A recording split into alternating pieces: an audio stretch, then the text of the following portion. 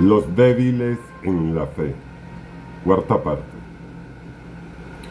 Romanos 14:6 nos señala lo siguiente. El que no hace caso del día, para el Señor no lo hace. Expertos en estudios literarios bíblicos coinciden en afirmar que este verso en particular parece formar parte de una añadidura al texto, de una añadidura a la carta escrita por Pablo, a su epístola.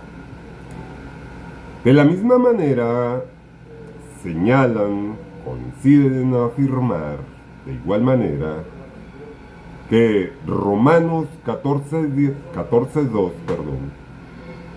justamente la expresión que indica otro que es débil.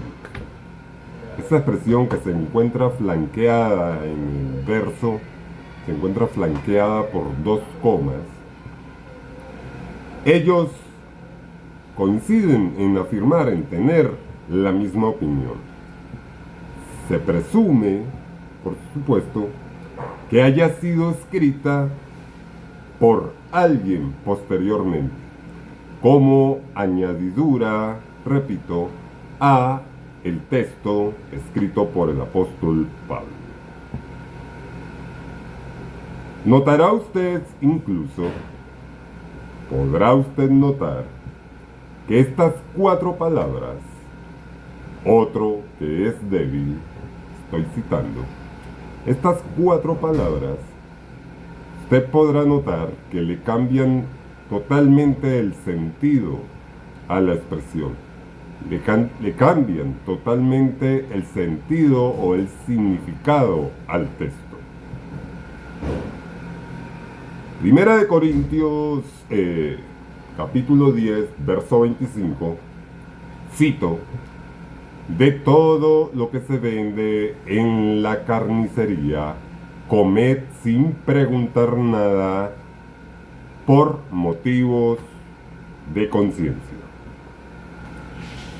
Aquí vemos, en este caso, otra cita bíblica que en la interpretación tradicional, que como hemos venido manejando en los últimos 3 o 4 estudios, todas coinciden estas interpretaciones tradicionales en afirmar justamente que ahora todo cristiano puede comer de todo, puede consumir cualquier tipo de alimento. Nuevamente tengo que hacer la pregunta: ¿será esto cierto? Pues es precisamente lo que hemos estado tratando de responder durante estos estudios, tratando de razonar en lo relacionado con el tema. Aquí, en este caso, se presenta exactamente la misma situación. Aquí el texto no trata en ninguna manera sobre alimentos prohibidos o no. Aquí, en este caso, el tema está apuntando, está señalando un caso de idolatría, que por supuesto es un factor más de contaminación espiritual, pero distinto al de alimentos prohibidos. Otra vez, el tema es la exposición del creyente, la exposición del creyente a una contaminación de tipo espiritual, pero que no tiene en lo absoluto relación alguna con alimentos prohibidos. Se requiere también examinar el contexto social y cultural, el contexto sociocultural que había o que existía en la Grecia antigua, en la Grecia de la época. que es, por cierto, debemos recordar que esta epístola es una carta enviada, escrita y enviada por Pablo a los Corintios. Y Corinto se encuentra justamente en Grecia,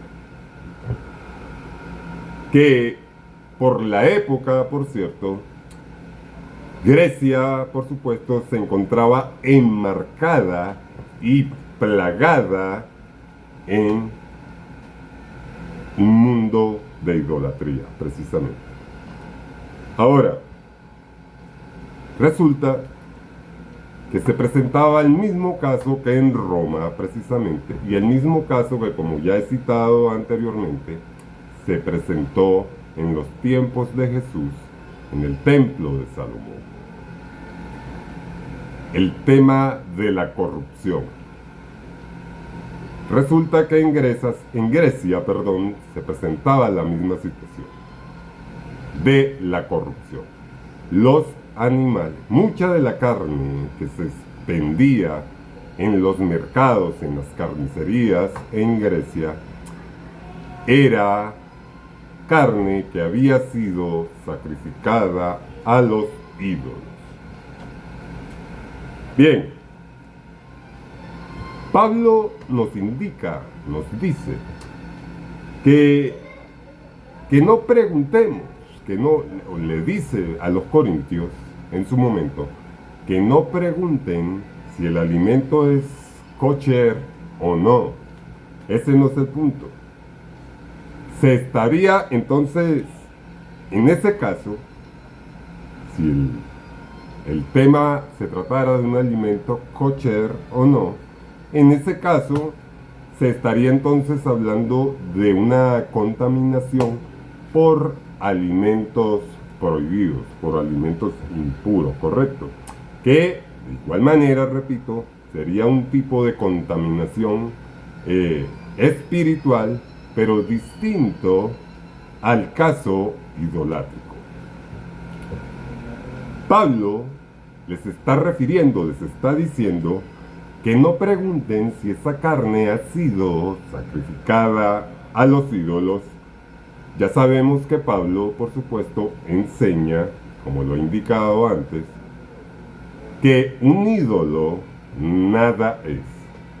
El problema es que debemos considerar en qué contexto está hablando, desde qué punto de vista, qué perspectiva está enfocando Pablo cuando hace referencia a ello, ya que esto lo podríamos voltear preguntando, podríamos irnos al otro extremo, preguntándonos, bueno, y entonces los ídolos que fabricó Aarón y el pueblo de Israel en el desierto, por causa por la que además Dios mató a mucha gente durante ese evento, y mientras se dio el caso de ese evento, entonces no era nada. ¿Por qué entonces Dios los castigó? Hay que ver, hay que saber a qué apunta Pablo, desde qué punto de vista está hablando, desde qué enfoque le está dando, desde qué perspectiva se está manejando. Porque es que el problema con Pablo es que no hay otro personaje bíblico que sea tan mal interpretado, tan distorsionado, tan malentendido, desfigurado en todo lo que respecta a sus enseñanzas. Entonces, incluso se pudiera decir también manipuladas sus enseñanzas. Pablo, tiene claramente implícito, cuando él está hablando, dando su perspectiva, dando sus enseñanzas, él tiene perfectamente claro, implícito, que un creyente corintio, digamos, con fuerte en la fe, no va a transgredir la norma, no va a transgredir la escritura que tanto se ha esforzado Pablo por enseñarle desde hace un buen tiempo. Entonces, sería ilógico además que un creyente, en este caso un creyente corintio, fuerte en la fe, vaya a ir a la carnicería a comprar un alimento prohibido, una carne prohibida en este caso, en la carnicería. Muchas gracias.